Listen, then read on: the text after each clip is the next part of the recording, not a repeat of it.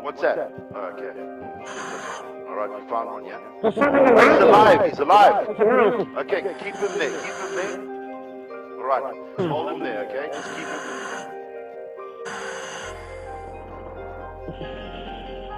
Okay.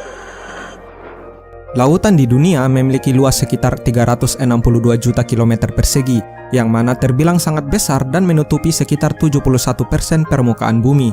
Lautan merupakan hal yang bisa dibilang menakutkan bagi umat manusia. Kita tidak sepenuhnya tahu bagaimana misteri di lautan, termasuk di dasar lautan itu sendiri. Sekitar lebih dari 80% dasar lautan masih belum bisa dipetakan, tidak teramati dan belum dijelajahi yang bahkan dengan kemampuan teknologi kita saat ini.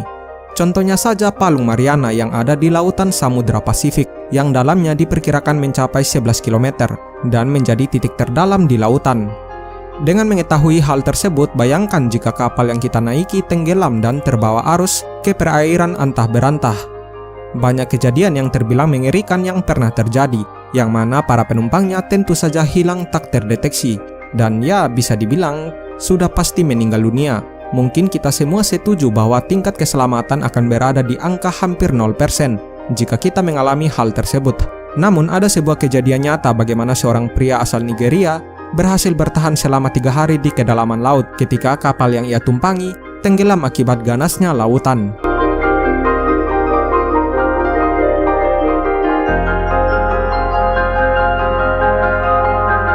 Nama pria tersebut adalah Harrison Ojegba Okene.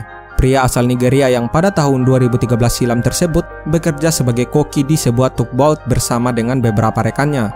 Pada tanggal 26 Mei 2013, berjarak 32 km dari lepas pantai Nigeria, mereka sedang bekerja untuk menstabilkan tanker minyak Chevron yang sedang bermasalah. Kejadian ini terjadi sekitar pukul 4 dini hari dan saat itu ombak besar datang dan menghantam kapal mereka dan akhirnya tenggelam dengan cepat. 12 anggota awak yang berada di kapal, sebagian dari mereka terkunci dan berada di dalam kabin sebagai tindakan pencegahan keselamatan jika mereka diserbu oleh bajak laut atau perompak. Hal ini memanglah bermanfaat untuk keselamatan, namun tidak demikian ketika kabin telah dipenuhi dengan air. Namun untungnya, Harrison telah meninggalkan kabinnya dan pergi ke kamar mandi tepat sebelum kapal ini tenggelam. Ia membuka pintu kamar mandi dan melihat beberapa temannya yang terbawa air. Namun untungnya, entah mengapa air di mana ia berada tidak dengan segera memenuhi ruangan tersebut. Ini adalah salah satu keajaiban dari kejadian ini. Saat kapal tersebut menyentuh dasar laut sekitar 30 meter di bawah permukaan, kira-kira sama dengan bangunan 7 lantai, ia mulai merasakan hawa dingin yang ekstrim. Dia berhasil keluar dari kamar mandi dan berada dalam kegelapan total, tidak dapat melihat ataupun bernafas. Dan ia menggunakan tangannya untuk merasakan apa yang ada di depannya.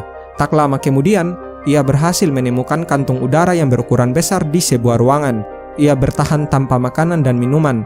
Dengan pasokan oksigen yang berkurang dengan cepat, peluangnya untuk bertahan hidup jelas sangat kecil. Ia bisa saja mati karena kehausan, kedinginan, ataupun air pocket dalam kapal tersebut dipenuhi dengan air dalam jangka waktu tertentu. Atau bahkan mungkin saja oleh ikan hiu yang memang sangat suka memeriksa kapal-kapal yang tenggelam. Dalam penuturannya, ia pertama berhasil menemukan minuman kaleng yang ada di sekitarnya, yang mencegahnya dari dehidrasi. Kemudian ia juga menemukan kasur atau bantalan yang ia gunakan di sekitar tubuhnya untuk membuat tubuh bagian atasnya tetap hangat dan mencegah terjadinya hipotermia. Tetapi masalah terbesarnya adalah kantong kecil udara tempat ia terjebak kehabisan oksigen. Dan berdasarkan ukuran kantungnya dan tekanan di bawah 30 meter di bawah lautan, maka batas waktunya untuk bernafas sepertinya hanya sekitar 60 jam. Dalam kondisi tersebut, saat bernafas, manusia tentu saja mengeluarkan karbon dioksida, yang mana jika dalam ruangan seperti itu, dapat meracuni dirinya sendiri. Namun untungnya, ia paham mengenai hal tersebut, dan beberapa kali memercikan air di sekitarnya, agar karbon dioksida tersebut terserap oleh air. Ia juga harus menahan rasa lapar yang begitu hebat. Dalam beberapa saat, ia juga menceritakan mengenai para ikan hiu yang masuk ke kapal tersebut. Tapi beruntung, hiu tersebut tidak menemukan dirinya. Beberapa saat kemudian, ia mendengarkan suara ketukan pada kapal tersebut, yang ternyata mereka adalah tim penyelam yang datang untuk memeriksa kapal tersebut. Namun mereka tidak berhasil menemukan Harrison. Tetapi ketika dia akhirnya melihat cahaya penyelam muncul di dalam air di dekatnya, para penyelam tersebut hanya lewat dan tak sengaja menemukan dirinya. Tentu saja para penyelam tersebut kaget ketika melihat dirinya masih dalam kondisi hidup setelah tenggelam selama 3 hari. Akhirnya Harrison berhasil diselamatkan oleh para penyelam tersebut. What's that? Okay. All right, you found one, yeah? He's alive. He's alive. Okay, keep him there. Keep him there.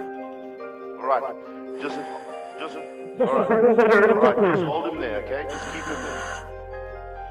Fucking hell. I don't know what we're gonna do. All right. Just keep him there and keep him calm. Okay. All right. Just reassure him. Pat him on the shoulder. Okay. All right.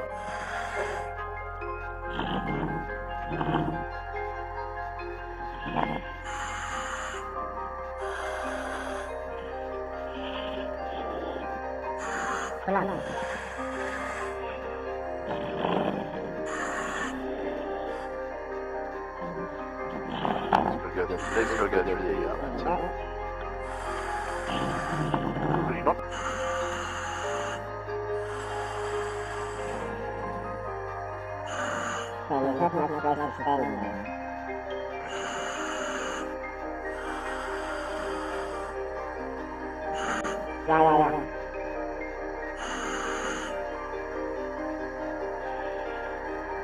Other side, my friend, yeah. Might have to adjust it, right? Okay. Yeah, right. That needs to be rotated.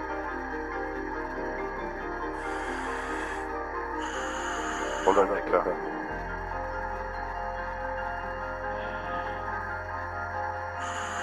Just some nicely. Put that tag away. That's it. Tighten the bottom one. Go back up there.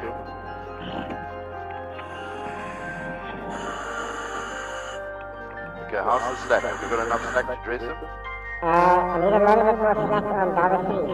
Okay, can we have some more slack? That's fine. Slack to Dollar Tree. Okay, Dollar Tree, 5 meters inside now. Sorry, 5 meters inside.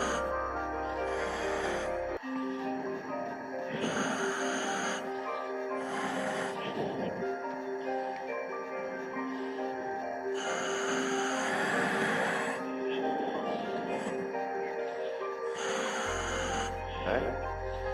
Make sure you tighten that spider like that tight, yeah? Can you come up on, standby?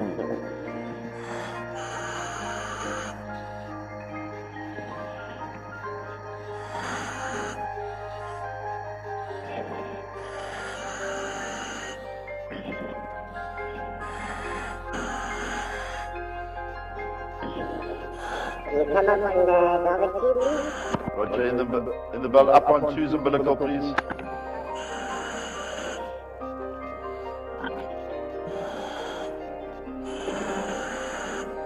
Check the other side. Okay, we'll stop on the other side, please. Other side's loose. We'll stop on 2. We'll stop on two. We'll stop on two.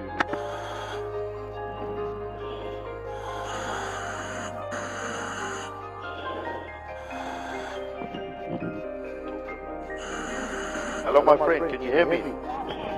Okay, listen to me. We're putting the hats on so you can breathe, okay? All right, now you mustn't panic, eh? You must listen to me, all right? All right. We're going to take you in the water, and we're going to take you to the bell, okay? And then we're going to bring you home, okay? All right. So now I just want you to keep calm, okay?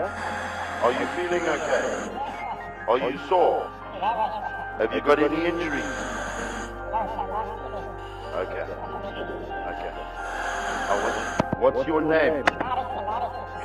Harrison. Okay, Harrison. My name is Colby. Okay, and I'm going to bring you home, okay? And the diver that's helping you now, his name is Nico. Okay, that's Nico, okay? There's another guy on the other to me, okay? Alright, we're going now.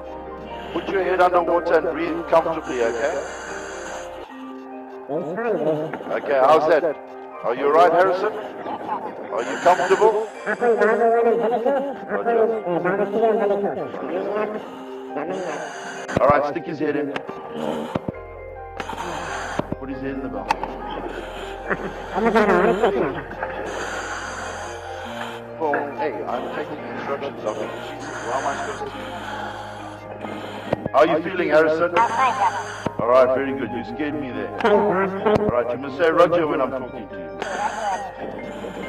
All right, he's in the bell. Let's get him into the bell. Are you able to climb in? Open the flood up so you can climb in. Kejadian ini diyakini sebagai waktu terpanjang yang pernah dialami oleh manusia untuk dapat bertahan hidup di bawah air tanpa bantuan dari siapapun. Akibat kejadian ini, ia telah bersumpah untuk tidak pernah lagi kembali ke laut seumur hidupnya. Dan kejadian ini bisa dibilang sebagai mujizat dari Sang Maha Kuasa. So yeah, thank you for watching and I hope you enjoy it. And special to Real Life Lore for the animation. And yeah, my source. See you dude and yeah, bye.